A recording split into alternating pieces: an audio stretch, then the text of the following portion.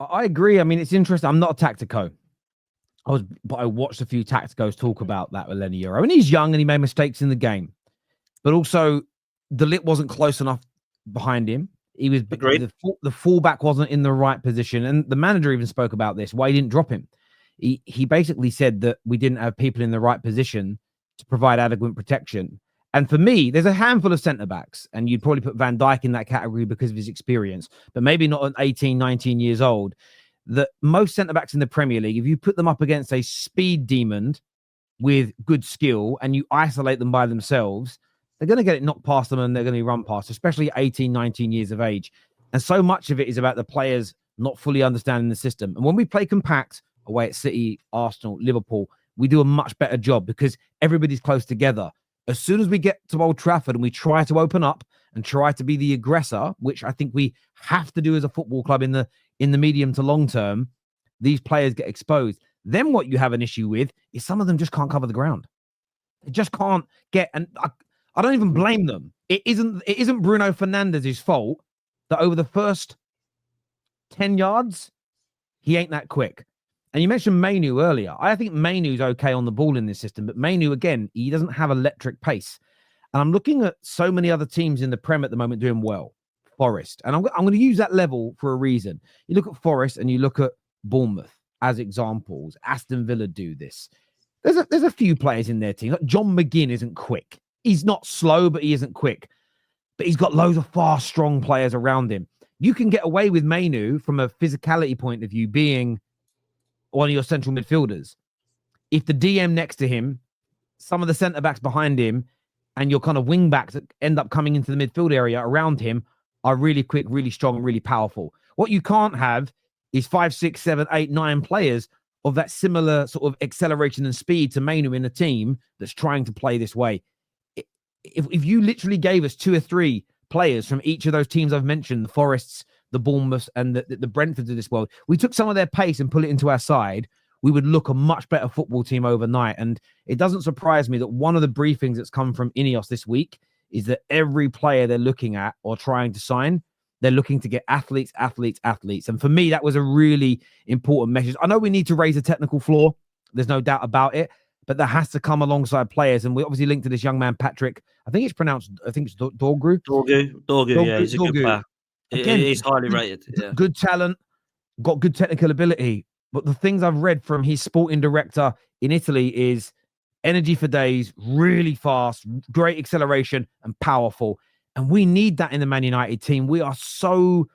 it's like watching a lightweight fight a super middleweight when we're out there. And we're just so easy to blow over. So, yeah, look, we need that. But I think as well, what will be really interesting just quickly is what he does with some of these players that were bought in for a lot of money that Ten Hag did bring in. And I'm looking at Onana as one of them. I've always thought that he was a problem. Now, I know that he started to improve, and I think he was probably one of the reasons he went out of the Champions League last season. Certainly, he started to make mistakes again this season, and you could actually put a highlight reel of how many he's made, and you'd probably get 9, 10, 11 mistakes in the Man United shirt.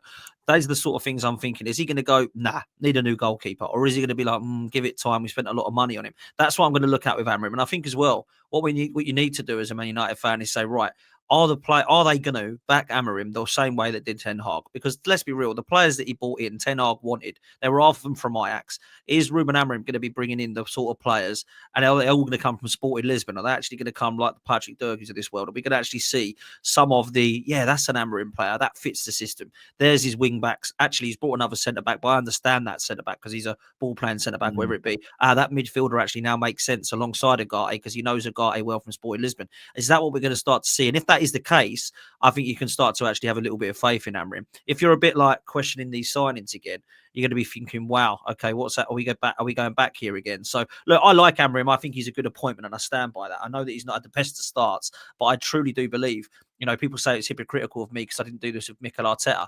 I do think it is the players. However, I will say, and I'll say it again, in 2 windows' time when he brings his players in and you're still playing terribly, then you can look at the manager like we did with Mikel Arteta. Do you see what I'm saying? No. I totally agree. And there's a few of the sporting players I'd be happy to sign. I would. Or there's the ex-sporting player, Mendes, who's at PSG we're linked to. Yeah. So again, I'm not worried about whether or not they played for Sporting in the past.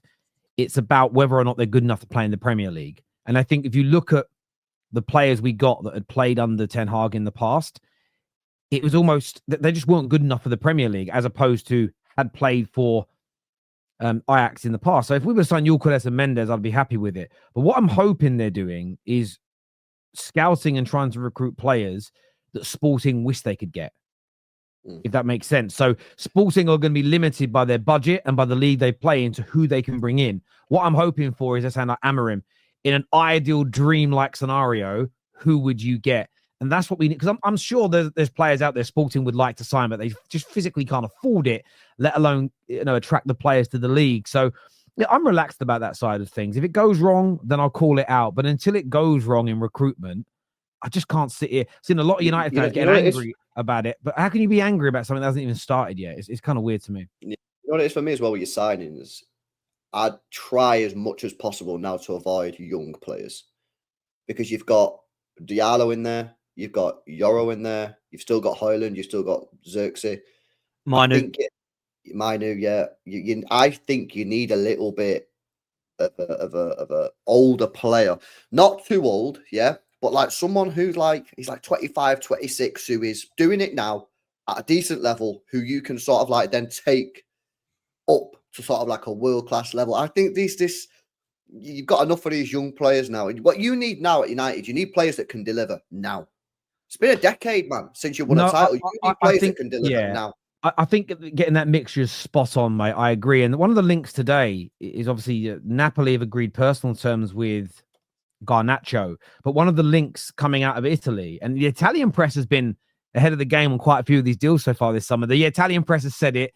The typical disrespectful Brits go, that's bullshit. And then an hour later, you got Ornstein saying, oh, it's true.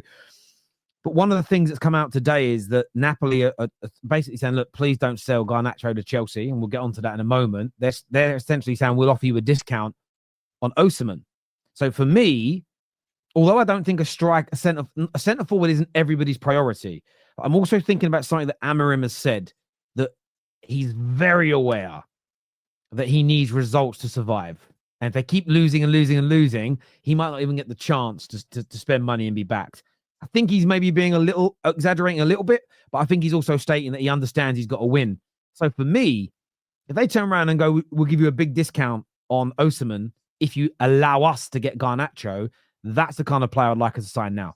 So if you brought him in now, I think he could help us score enough goals to get enough wins to just keep things ticking over until the summer, until we can add better centre-backs, better central midfield players as an example. So, and again, I look at his age, I look at his experience, and look, some people don't rate him, and that's fair, but I look at him and think, I'd love a player like that to come in, because as much as I know we've got two strikers already, they're just not good enough already. And Xerxes was great when he came on against Southampton. I was happy for him. But he could play like that every week. I still don't see him scoring enough goals. And we need more goals in this team. So I agree. So as an example, if we went and got this young lad, he's 20 years old, ain't that young. If we went and bought this 20-year-old and then went and got Osimhen, I'd look at that and go, great. And I like Garnacho, but if it was Garnacho out, Osimhen in, I'm not against it.